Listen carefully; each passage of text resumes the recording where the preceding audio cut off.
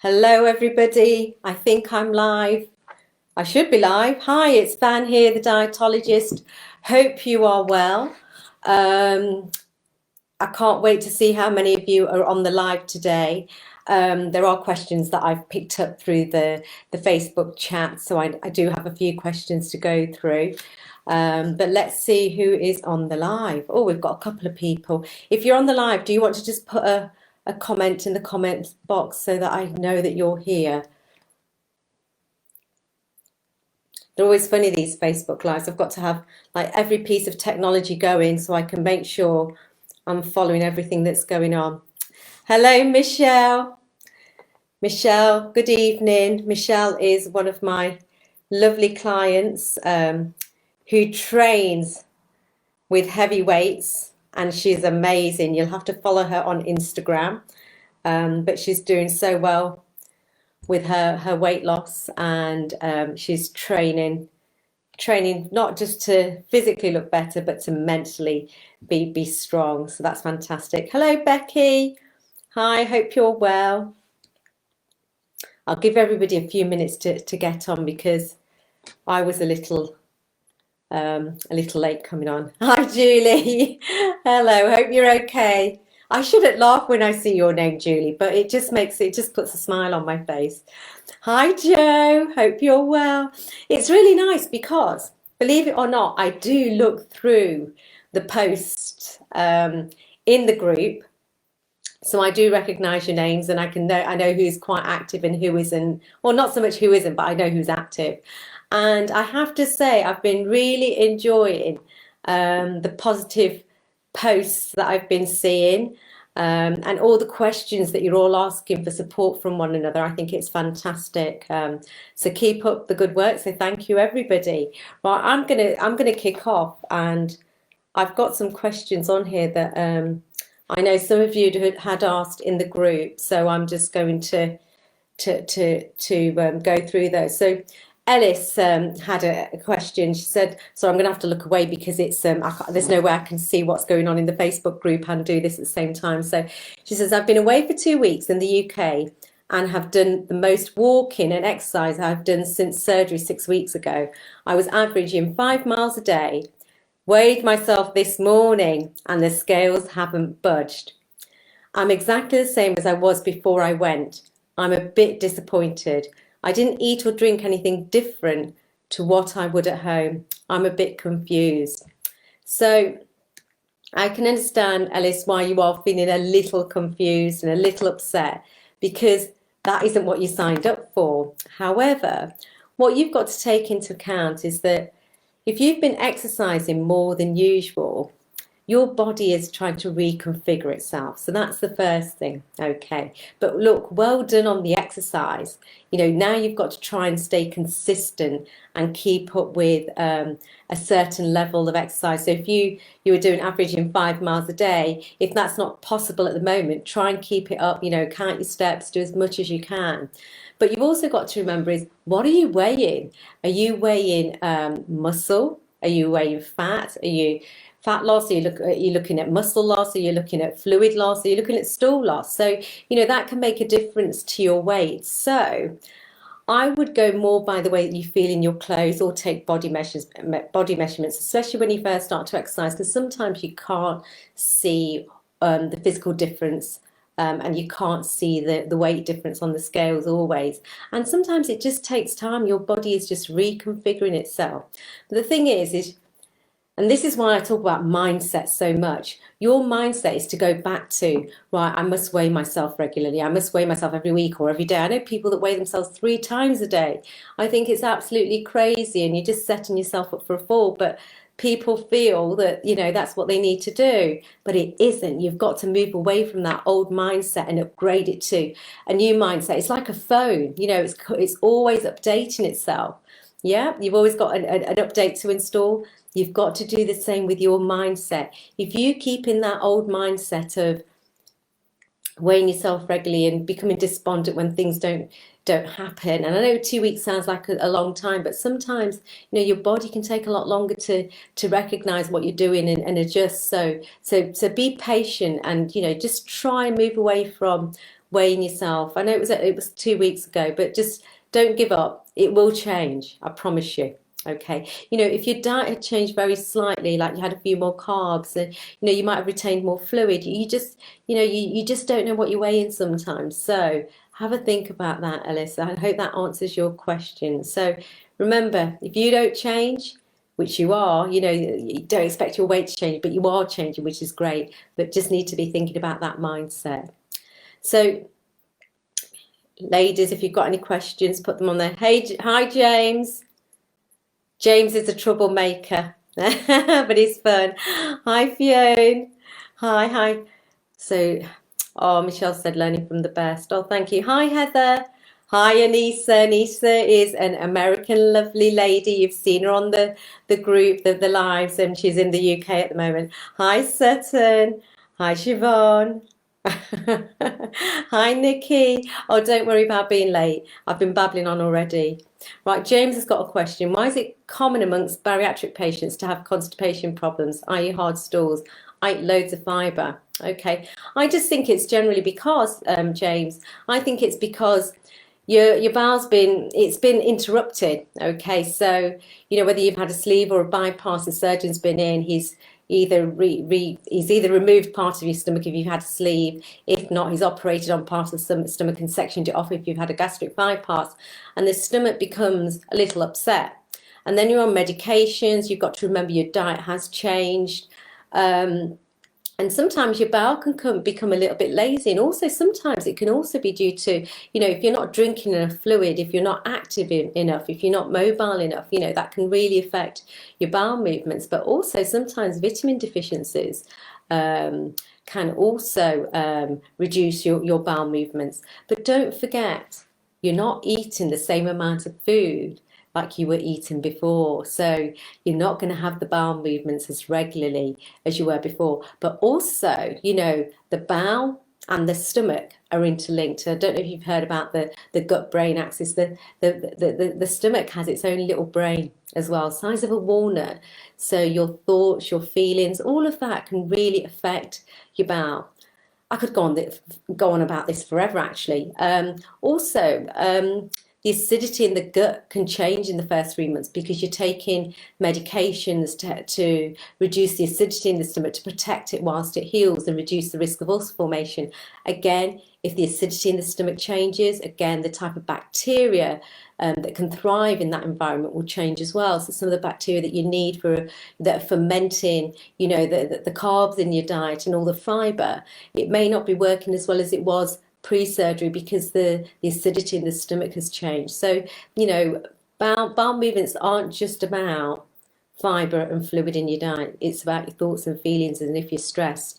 And that's why some people have irritable bowel syndrome, and we say it's more connected to stress and your mindset rather than actual diet in itself, but diet can help it. So I hope that answers your questions. Oh, I've got my daughter on here, Ria. She's just said, "Good luck, Mum." She loves to learn. So it's lovely to have her on here. So Nikki says, "I'm a mix. It's one extreme to another for me. Van, does gallbladder removal impact this too?" Yes, it can do, because when you've got your gallbladder intact, it helps emulsify the fat from your diet. Okay, now a lot of people, when they have their gallbladder removed, actually find that they get diarrhea quite a lot because they haven't got the digestive enzymes. They may not have the full quota of those enzymes to digest the fat in the diet, and so it can lubricate that stool, and if it's fatty, you are going to end up having diarrhea. So Nikki, there's a number of things that could be changing your bowel consistency. It's going to be an evening talking about poo, isn't it? It's always, I'm always talking about poo in one of my consultations, so not to worry about it. So if you're stressed, that might impact on how frequently your bowels are open. So that's why 1 minute you might find that your bowels are fine, and the next minute they're not. Medications, supplements, your thoughts and feelings, your stress levels, your diet. There's so much. It's like things used to be really simple a long time ago. Even weight loss, it was just calories in and calories out. But there's so much more that we know, and it's the same with bowels. It's not just about fibre and fluid in your diet. There's so much more to it. You might find taking a probiotic might help. James, for you as well, just to restore the gut flora in your stomach. There was also, someone put a question about bloating.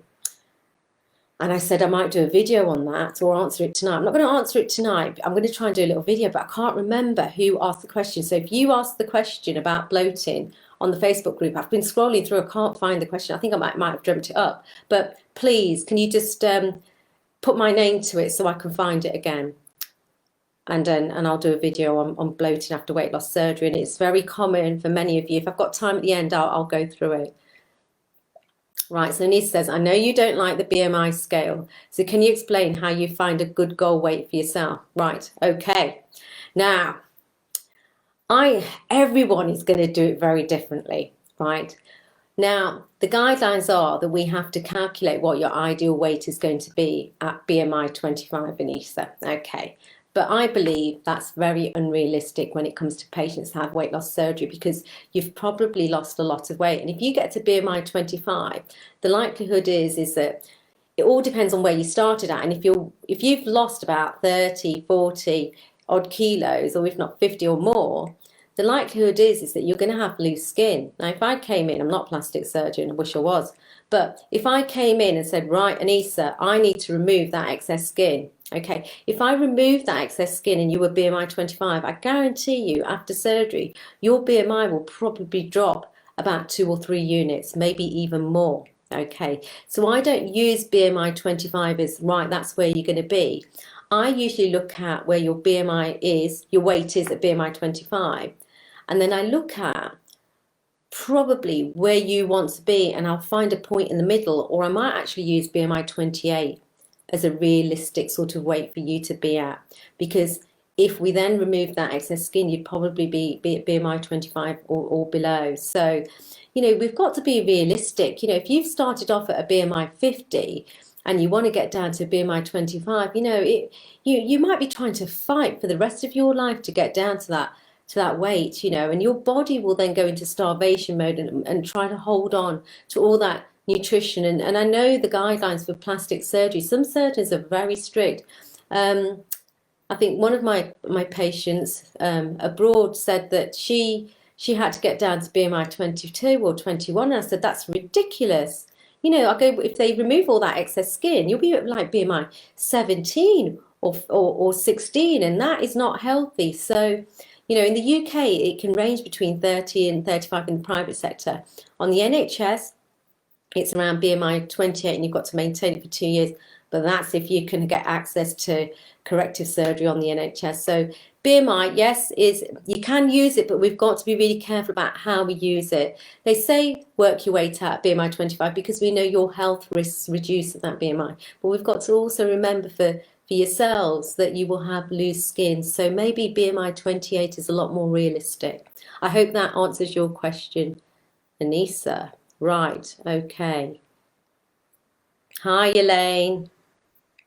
Right, so Fiona said, hi, Van, you mentioned in your last post about not being hungry. I'm 9 weeks and still not hungry as yet. I'm finding it difficult at the moment. Any suggestions? Right, this is, when I first started off in weight loss surgery, I just used to just look at my patients saying, you're not hungry, but isn't that what you signed up for? And you have. But until it happens, you don't realise what it's about, and it's a bit of a shock to the systems when you've been hungry for most of your life and you keep thinking about food. So it can feel really alien after surgery when you do not feel hungry. And, for some, it's a nice feeling. But then, like yourself, Fiona, you're 9 weeks post-surgery and you're not feeling hungry and you're probably not eating very much. I would say that you do need to probably eat little and often, and also you probably need to go back to your aftercare team, whoever's looking after you, just to have a consultation with them, because you need to see how much weight you have lost. Now, if you've lost a lot of weight rapidly, I'd be really looking to see how much nutrition you're getting in. And it might be that you need to eat little and often, put a timer on your phone, just put a little plan together that, your breakfast, whatever time you get up, 7:30, 7, I wish it was 7:30, it isn't, it's more 5:30 for me. But, if you, whatever time you get up, every 2 hours from that point, let's say you start breakfast at 7, 7:30, every couple of hours, have a little reminder to have a snack of some form or have something to eat. Okay, and you might need to put a reminder on your phone to do that. If you are really struggling because you haven't got any hunger and because you're not eating very much, I would probably keep to softer textures most of the time and have the firmer, dense textures as a treat. Now, usually my advice is the reverse, but this is where, having one-to-one support is really important because we can tailor the advice according to your needs. So maybe what, excuse me, what you need to do, let me just get a drink. What you need to do is have softer food with lots of sauce on, and just eat little and often. And think about protein, so things like yogurts, milky coffees, peanut butter in some apple puree. I know, it's just, so you've got a mixture of, or in yogurt, it just gives you the option of having protein with something sweet as well. So little and often is what I would probably recommend. But I would probably say that you probably need to speak to someone, Fiona, just to be assessed fully, because I can just give you, I don't really know anything about you. So so we need to make sure that, you're getting all your nourishment in. So little and often, put a reminder on your phone or put together a little meal plan just to see if that can help you. Okay, right. Let's just get this closed down. Okay, so, oh, Nikki said she likes my hair. Nikki, it's a GHD wand. It's the one that curls your hair. Sorry, I know it's about nutrition, but and actually, Nikki, I'm glad you've said that. I'm gonna give you, all you ladies and the men that are in the group, a tip. Now, and I've been telling a lot of my clients this. When we don't make an effort in our appearance, or make ourselves feel good, how do we feel? I'm going to use a few bad words. We feel pretty crappy, don't we? We look at ourselves and all we're seeing is bags under our eyes, our hair's all over the place, and we're not making an effort. So if you look at yourself, you think, oh God, I've got to face the day. Now, I think if we just make that little bit of effort, put our face on, I know you boys might be putting your face on as well, nice shave, moisturize. Women, we might be shaving as well, but do your hair, put your makeup on. Do you not feel like $1 million? Yeah? When you feel like $1 million, mentally you feel better. If you mentally feel better, you're more likely to do better things during the day, and your mindset is going to be a lot more positive. Okay. Whereas if you don't make an effort and you don't invest in yourself, and especially your appearance, sometimes it can really put a down on you and you just feel like life's just getting to you. Don't let that happen to you. In a lot of my consultations, I've said to a lot of my clients, come on, get your hair done. Go and get your hair done. Put a bit of makeup on, even if it's just a bit of concealer to just cover up your dark eyes. Just make yourself feel better, because I promise you, when you feel better, guess what? You can actually believe that you're going to get to that end goal that you want to get to. So just a little tip. So Nikki, it's a GHD wand. Thank you. Hi Hazel, don't worry you're late. James said he likes the idea of a BMI 28 because I'm being big boned. Absolutely, we do have different frames, so not a problem. So Nikki said, on the topic of plastics, at what point would you suggest is a good time to start organising? I've lost 14 stone and am stable more or less 1 pound or so each week. I'm a healthy BMI, but absolutely hate what is left on my stomach. But I don't want, I think she says, children. I don't blame you. I'd still like a little more off, even though it is very difficult to do so now. So the criteria constantly is changing. So I think in the NHS it's BMI 28, and you've got to maintain that BMI 28 for 2 years. However, the only way you're going to be accepted, and even then there's no guarantee, is if your loose skin is debilitating you. if your loose skin is continuously infected. So I know, Nikki, if you're in the West Midlands region, it is very difficult. I don't know if you ever saw a program on TV about that lady who's literally all her skin from her stomach was hanging on the floor, and she hadn't even had weight loss surgery. And three times she went, it was rejected. Finally, they did accept it because she was very unwell with it. So it is difficult. On the private sector, it can range between 30 and 35. I think 35 actually is a bit high, but again, it all depends on where you start off with your start weight. So it's a bit more flexible on the private sector. So 30 to 35, but again, you want to be maintaining that weight. And I'm going to see if we can get a plastic surgeon on here so she can answer your queries, because there's a lovely lady that I work with. So Nikki, I hope that answers your question. Hi, Emma. Don't worry about being late. Hi, Lisa. Lisa said she loves not feeling hungry. Yeah, so I know most of you won't. I wish I didn't feel hungry, but it's just one of those things. Hazel said she's 10 months post-surgery, still not hungry. Nikki says 2 years post-op and she doesn't feel hungry. So Jolie says, hi Van, I'm almost 4 weeks after gastric ban and seem to be eating more than I did. Is this normal or will I be due a ban fill? Right, so you're 4 weeks post-surgery. So you've been through your liquids and you've had a week of a puree and you're probably on soft food textures. I would say it's pretty common to start feeling some hunger, okay? And the reason being is with the gastric band, you've got to remember the way that it works is a little bit different from the other surgeries. So for you, when you start to progress to dense food textures, you'll really start to find that the surgery will start to work better, because the more your gullet is squeezing, that's the esophagus, what you'll find is that you'll feel fuller for longer. Okay, so that's really, really important. Now, you're on the soft food texture. So what's happening at the moment is your gullet doesn't have to squeeze very much to get the food down into your stomach and past the band. So you are going to feel a little bit hungry and you're probably going to notice that you can eat that little bit more.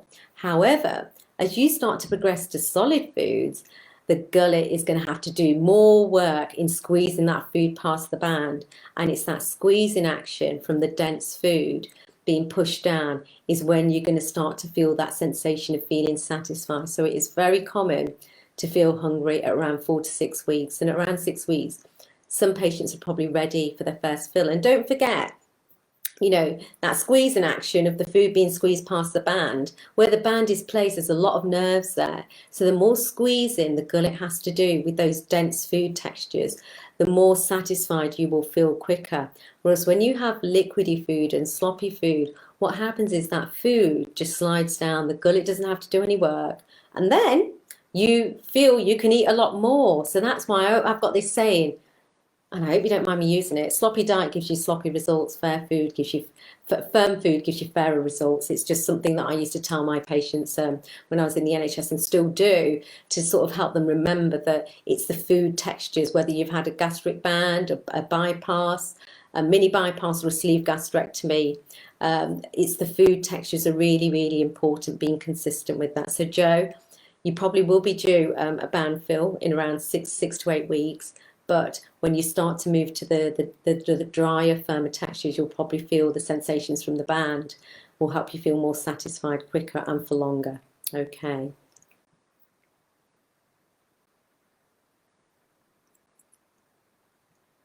Oh, just got a message from Fiona on there. You've probably just seen it. Lovely lady from Ireland. Now, Emma, some days I feel hungry before bed. Is there anything I can eat before bed? I drink a fair amount at night, so it's not dehydration. Right, many thanks. Now, my question would be, Emma, was this a habit before you had surgery? Because you know what, I've done that before.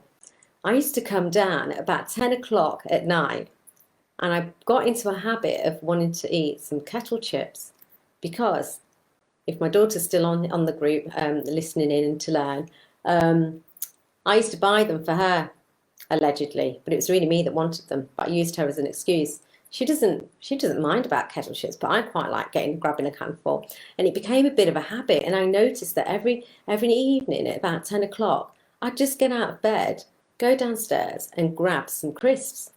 So, Emma, first of all, think about, is it a habit? Secondly, look at what you've been eating throughout the day. You know, are you having your breakfast really early and then your evening meals quite early, about 5, 6 o'clock? Then maybe you do need a snack. So anything like vegetable sticks, hummus. It might be that you know, I would always first of all go for a drink as well first, not as in alcoholic drink.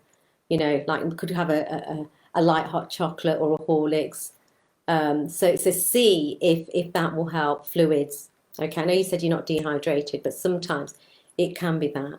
But otherwise, go for something that's quite solid and chunky in texture, that's high protein. You could even have something like a little mini baby bell if you wanted to, but don't go for anything sloppy like a yogurt because it won't satisfy you. So it might be just that, but have a look at how balanced your diet is throughout the day. And if you're lacking in certain nutrients like protein, it might be that your body is just trying to catch up with some nutrition. But as long as you're losing weight, if you feel that it is definite physical hunger, then have a snack. And you know, just vary it. What sort of time is it as well?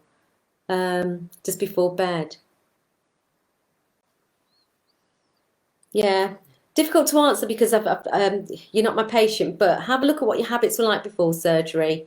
And if it is definitely physical hunger and you've tried fluids first, then go for something quite nutritious with some protein and veg. So even if it's vegetable sticks and hummus, something like that, bit of protein in there. See if that helps you. Sorry if I haven't answered that fully. Right, Nikki said, what about privately though? I do want children. I don't have any at the moment and I'm 33 years old, but I just hate what is there. Right. Um, I don't know actually. But what I do know is that I'm sure I know women that have had, you could still have, I don't know, you'd have to, I'm sure I know women that have had a tummy tuck and then had children. You really need to speak to her. I need to get a plastic surgeon on here, don't I? Yeah. You're probably better off having your children first. You'll have to go home and get pregnant, Nikki. I mean, the logical thing to do would be to have your children first before you have corrective surgery. And that might be one of the questions or one of the things that would probably say yay or nay for you. You know, if you're still at an age where you can have children and thinking about children, they may say to you, have your kids first and then come back. So, yeah, kids are hard work, Nikki, let me tell you. Lisa says, hi, love. Yes, you will, but when you go into solid, you will feel full. Oh, that's because of that was about Jolie's question. Emma says it was a habit before surgery. Oh, okay. Right, okay. So you need to start questioning why you were eating that at that sort of time. You need to look into that. So have a real think about what was going on with your emotions at around that time. This is what you do with one-to-one consults, right? I go back to probably your childhood and try and picture it all together, put all the missing dots together to connect it so then you're aware of why you're doing what you're doing. So have a think about where that bedtime eating. It might be, I know when we were little, we used to have nighttime feasts. So I wonder if it's something like that. It was a little game because we didn't have very much money for food and sweets and crisps and biscuits. So when we did, we used to hoard it and we would have a little nighttime feast. And I wonder if it's something to do with that, or you were disciplined but with not having a snack at bedtime. There's got to be something behind it, Emma. So have a think. Michelle, hi Michelle. What volume of food should I be eating and how often at 2 weeks post-sleeve? Well, 2 weeks post-sleeve, you should be just finishing off liquids. So if you are starting more towards puree textures, I generally say about no more than 6 tablespoons. And you might want to use a saucer rather than a side plate to sort of control your portions, but around six tablespoons maximum is a sort of a guide. But I would really start thinking about hunger and satiety. I did a little video on that today. So start thinking about using that, understanding when you are hungry and understanding, which is really important, when you are pleasantly satisfied or comfortably full. because this is the trick that most of you will not work on, but it's fundamental to weight loss surgery, to do with the mindset, because you've been so hooked on diets, meal plans, timings of meals that you don't remember when you should and shouldn't be eating. It's like me saying to you, if you needed to go for a wee right now, would you say, oh God, I can't go because Van's live and I'm going to miss it? No, you wouldn't. You'd probably get your phone and go to the loo and have a wee, wouldn't you? Well, it's the same with your eating. If you are physically hungry, and let's say if it's not quite 12 o'clock or 12:30, you might say to yourself, oh, it's not quite lunchtime, I better not eat. But then by the time 12:30 comes, you're going to be ravenous. And if you're ravenous, you're going to eat mindlessly and you're going to eat quickly. And then you're going to get yourself into trouble, and you're probably going to eat more than you need to. So this is why understanding hunger and fullness is really, really important. So Michelle, see if you can start tuning into that when you start to progress to solid food textures, but around 6 tablespoons maximum per meal. Hello, Mara. Is there any sort of food the body will reject after bypass, and will I not be able to eat again? I think you mean that you won't be able to eat again. Question is I don't know. Okay, we don't know until you have the surgery.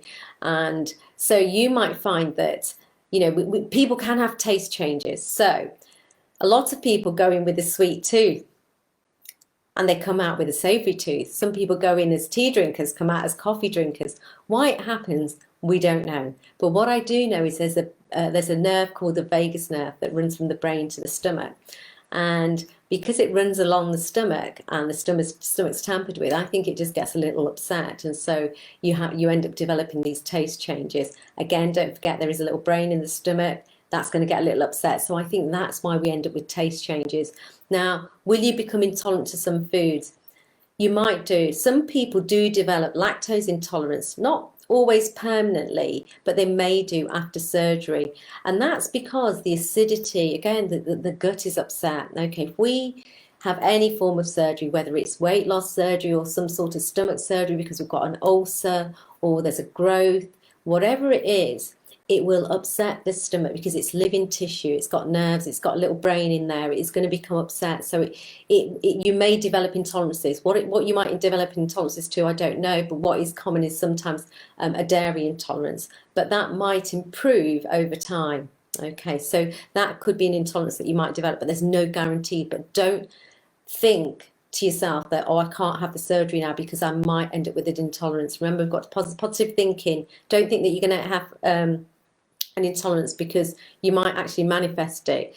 Food that you might reject. Well, we all know that red meat is a lot more difficult to digest than other forms of protein. But what you might find is that firm textures, like with a food like roast meat, or barbecued meat and so forth, or grilled meat, you might find that a lot more difficult to digest than something that's minced or stewed, and that's more to do with the eating techniques. But it's just a game that you're going to have to play and discover what foods you might react to and foods that you won't. So it's a very difficult question to answer. You guys are really testing me today. So fingers crossed you won't reject anything. And if you do reject anything, it will be something that makes you dumb. Okay, so that could be anything sugary, something high in caffeine or fatty foods. Okay, or if you eat and drink together. So just be mindful of that. Okay. Emma says she's going to get some vegetable sticks and hummus. I didn't really eat much protein. I tried but struggle. Right, but Emma, first, remember, you said it was a habit. Think about why. Think about the why. Why are you doing it? Okay, so go back and think back to memories in childhood. What was it that happened around that time? It might have been something really, really nice, and it was around eating. Beth, hello, Beth. Hey, Van, 9 weeks bypass now and only losing. Oh, I hate it when you people say only losing about £1 a week if I'm lucky. That's fantastic weight loss. Only lost 5 pounds in the past 4 to 5 weeks. On about 700 to 900 calories a day. Am I having too many calories?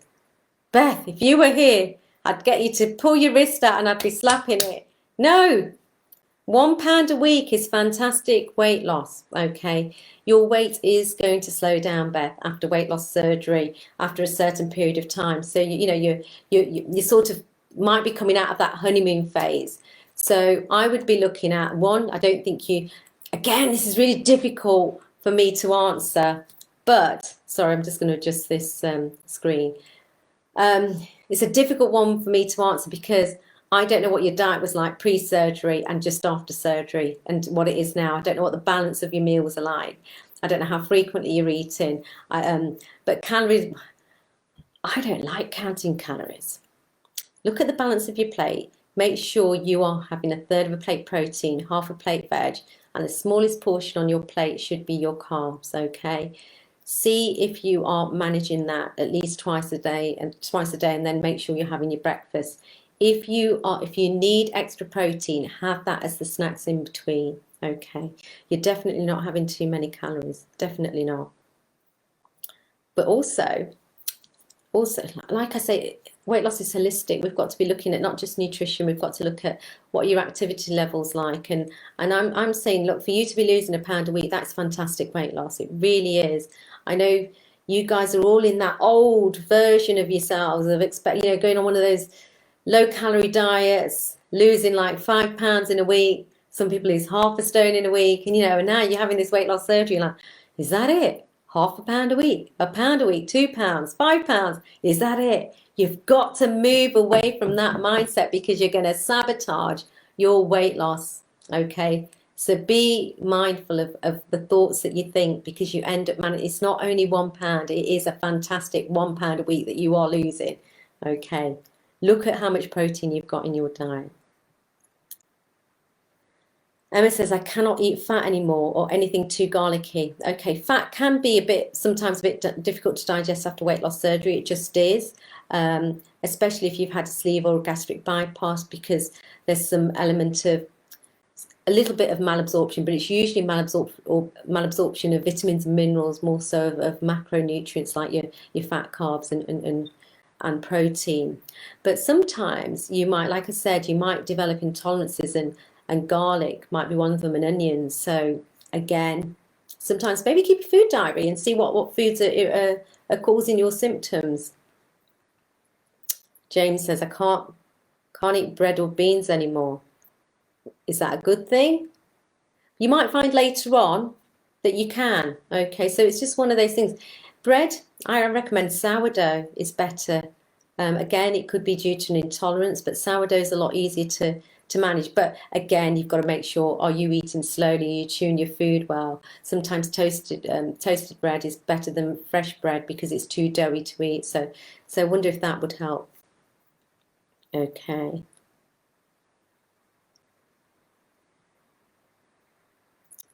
Right, so Emma says, does your start BMI affect how fast you lose weight or how much you lose per week? You guys are obsessed about weight, aren't you? And how quickly to lose it. Yes, it can. The heavier you are, the more weight you're likely to lose in the first few months. You've got more weight to lose. So the likelihood is that you probably will lose weight a lot more quicker than somebody that's only got, like, let's say, 20 kilos of weight to lose. So yes, your start BMI does make a difference in your start weight. Okay, it does make a difference. So I haven't got any more questions there. So I know we've gone over a little bit, but I'm just gonna, there was a question here that I wanted to go through.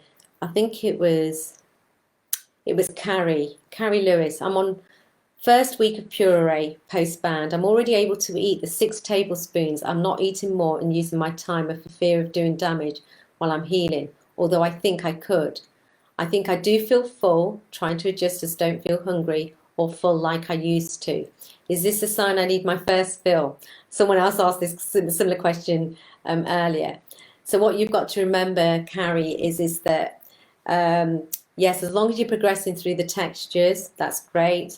Remember I said earlier, puree textures aren't going to give you that satiety feeling at the moment. And don't forget, if you've been on a pre-op diet where you've been having very few calories, which you should have been, and especially if you had a liquid only diet, you know, you would have been on 2 weeks of liquid pre-surgery, then 2 weeks of liquids post-surgery, you know, and if you've not had any real food, just think all your senses are missing out. You know, they're feeling a bit redundant, you know, the smell, the taste, the crunch, the chewing. You know, if you're not doing any of that, you are going to start experiencing some hunger. So that's why you're probably feeling a little bit hungry. But also don't forget, the puree textures aren't going to give you that satiety. We get you to, it's like weaning, isn't it? Weaning a child. But we do that to ensure, with the gastric band, to ensure those stitches where the band are remain in place and they heal. With the bypass in the sleeve, the stomach needs to heal. So that's why we do that. So I think that the hunger, it's an element that it could be real. But just keep working on that, okay? But you'll find when you start to progress to the soft textures, you might find that you've got that little bit more fullness coming through. Okay, I hope that helps. Beth is, oh, hang on, we've got Jodie. Hello, Jodie. Maybe a stupid question. There's never ever a stupid question, let me tell you. But could you just eat puree baby food after gastric band? What is the difference? Right, no, it's not a silly question. And my advice is ideally no. The reason being is, unless if things have changed. Now, I had my kids about 20 and 18 years ago, so things may have changed, but generally the nutrition in baby food isn't that amazing. So you're not going to get the protein that you need as an adult, okay? So your best bet, if you haven't got time to be cooking, one, try and start thinking about and getting into that mindset of prepping and planning your meals. You could get ready meals and blend them down, but the difference is you're not going to get the protein amounts that you need as an adult in your baby food. You can have the odd dessert or pudding if you wanted to, or as an emergency, but ideally, no, it's not going to get the nutrition in, the vitamins and minerals, okay? So just be mindful of that. So Beth said, I guess we all worry that we are not losing as much weight as we should because of our own doing. Yes, making sure we're doing it right, I guess.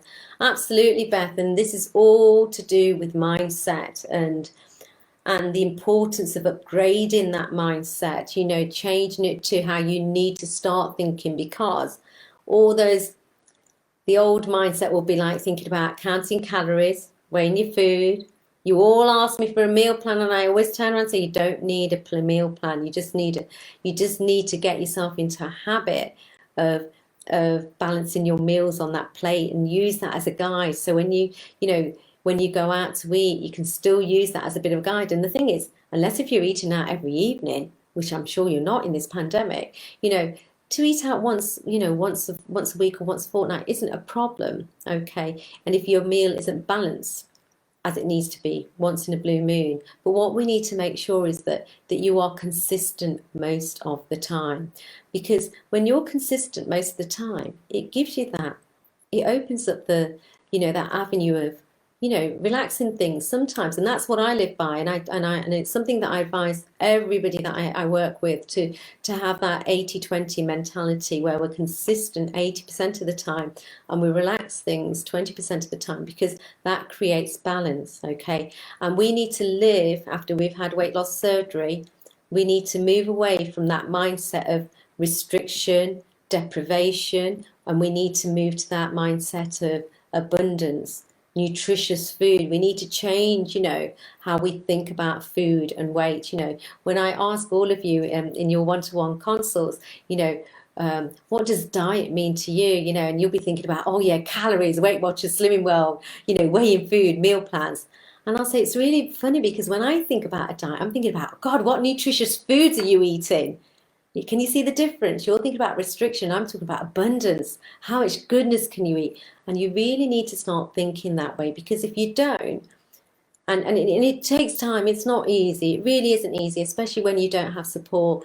It's about really changing that mindset to move forward, because, and it's not just about food, it's about your self-belief. You've got to believe that you can do it, okay? And you might not feel it 100% of the time, but if you can believe it 80 to 90% of the time, you're going to be onto a winner. And everyone's going to have their bad days, even I do, and you just think, oh, I'm not sure if I can do this, or, we're going to have that. That is normal behavior, but We need to change 90% of the way that you think to stop you sabotaging your weight loss in the future. And I have to say, you know, I know there hasn't been any questions about weight regain today, but one of the most common reasons why women and men can regain the weight that they lose after weight loss surgery is because, and sometimes it's got nothing to do with food, it's the mindset. If we don't change our thoughts and feelings around food, that's what can sabotage your weight loss in the future, going back to our old habits. So it's really, really important to work on that. So let's see, any more questions? So Emma says, after my sleeve, I struggled to swallow proper food for a little while. I think my body had forgotten what to do. All okay now, though. However, I would struggle with stir-fried vegetables, especially shredded cabbage. You are going to have that. You know, certain fibrous vegetables are going to be that little bit more difficult. And, you know, it's the chewing. You know, you may not be... You've got to think about what your eating habits were like before surgery. You know, if you used to be a quick eater or ate at your desk and worked, you know, and we've all done it, then, you know, we eat mindlessly. You know, after surgery, we have to be really mindful about how we're eating, because if we eat too quickly, food's going to get stuck and up it comes. So, right. I think we're done. Thank you, everybody, for joining me. It's a bit longer, but you know what I'm like, always go over a little bit, 15 minutes. But it's been lovely doing this one by myself. Maybe I'll have to do it a bit more regularly to help you all. But it's been great. Hi, Siobhan, I've just seen your hello there. But yeah, no, it's been great helping you all. You know, if you do feel that you need support, especially if you've had surgery abroad or you're out of your aftercare, or maybe, you know, not all aftercare is great aftercare, you know, especially in these uncertain times. You know, a lot of staff have been furloughed, you may not get the calls and the time that you want. But if you really do want some coaching, advice, counselling, please do book in for a discovery call. I can put a link somewhere on the Facebook group. I'm sure you'll see them everywhere. You can book yourself in for a discovery call. It's 15 minutes. It's for me to find out about you to let you steam off and your concerns about your weight loss, and then I'll let you know if I can help you. Usually I can, most of the time, but that's what it's about. It's about finding out how I can help you. And I have to say, ladies and gents, it is about mindset. It's not just all about food. Okay, and we have to look at weight loss holistically. You know, we've got to look at nutrition, activity, stress, sleep, your relationship with food, but most importantly, and I do think this is really important, the fun factor in your life. Okay, because if you've got nothing to look forward to, you're not going to make an effort. You're not going to make you're going to get to a certain point and think, well, what's the point of this?